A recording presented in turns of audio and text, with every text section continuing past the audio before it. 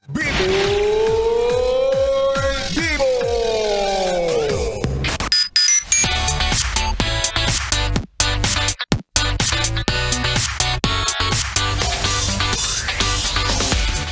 pre!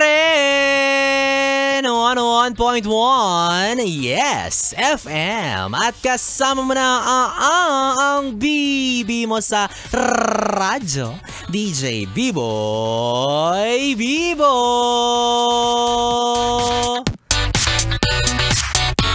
Yes, friend! Hello sa'yo na panay ang I love you. Pero ang nakukuha lang na sagot ay thank you. Ano ba naman yan? Ang tumal naman. Nasobrahan naman sa pagka-grateful yan. O bakit? Sa bagay, 'di ba? Masamang sagot ba yun? Masama ba kung sasabihin niyang salamat, mahal mo ko? Hindi ba siya pwede magpasalamat kasi mahal mo siya? Yan ka kasi, lagi kang nag-e-expect ng magandang sagot. Gusto mo I love you rin yung sagot sa'yo, hindi naman kayo.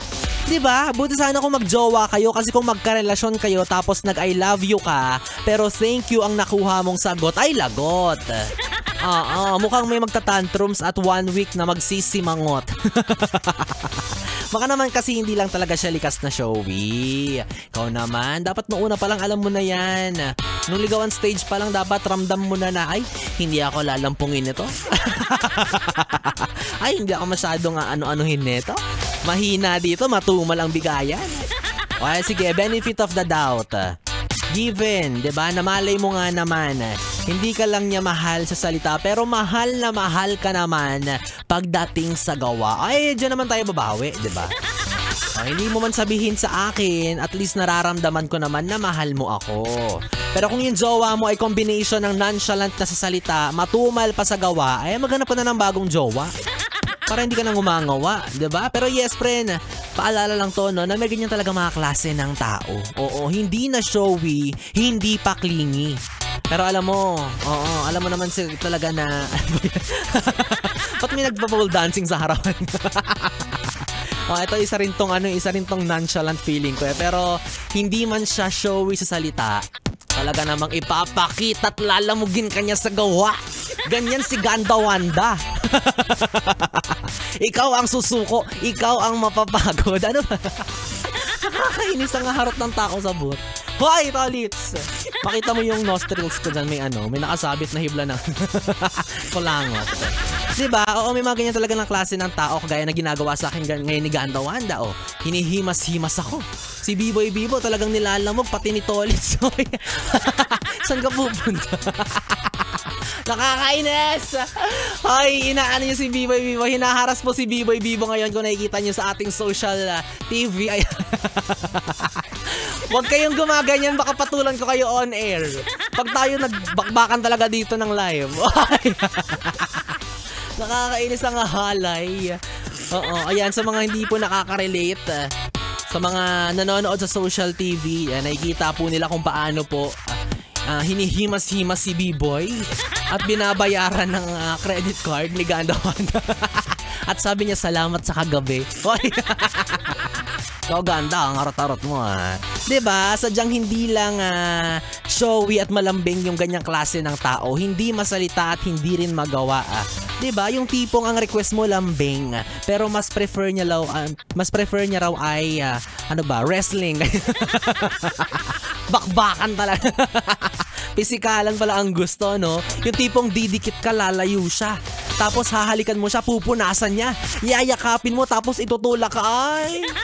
Ganyan ka ba, Ganda Wanda? Ganyan ka ba sa jowa mo? Gusto ko yung binabalibag. Ay, wild rar.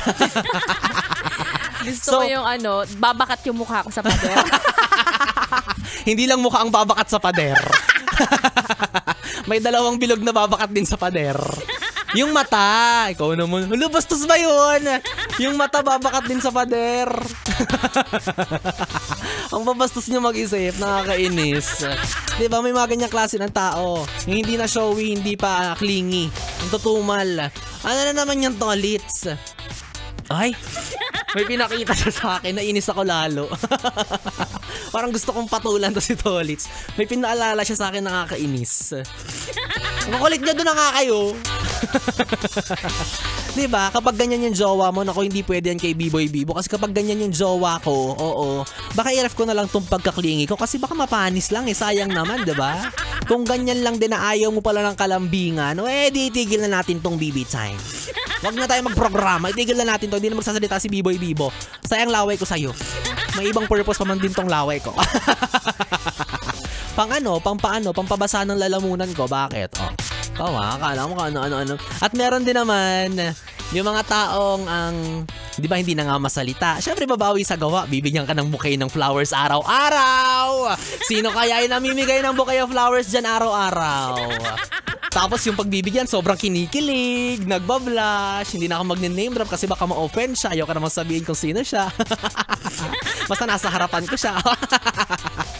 Ay grabe, ganyan talaga kaganda si Ganda Wanda. Araw-araw may supply ng bulaklak mula sa mga fanay. Oo, sana all.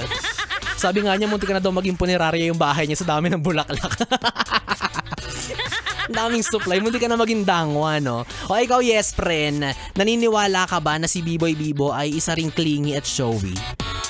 Kung hindi ka naniniwala na ganun ako, pues, ipaparamdam ko sa'yo yan sa pamamagitan ng...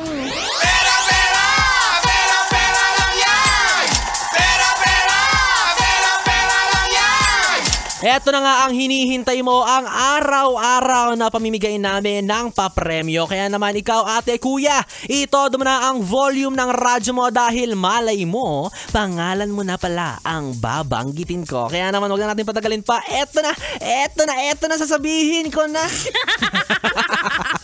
Makinig ka. Congratulations!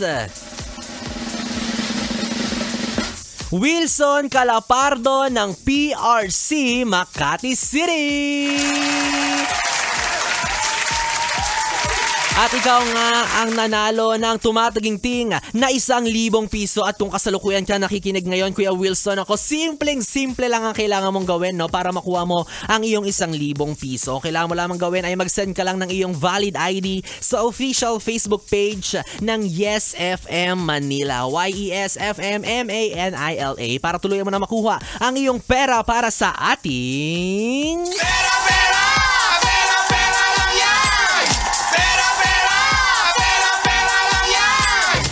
Well anyways, yes pre, nakano ang iyong kapiling DJ B-Boy Bibo, ang DJ na single, ready to mingle, basta walang label, na pwede mong makatabi hanggang mamayang alas 12 para sa ating BB Time. Dito pa rin at dito ka lang sa istasyong No Problem, ang 101.1 Yes FM.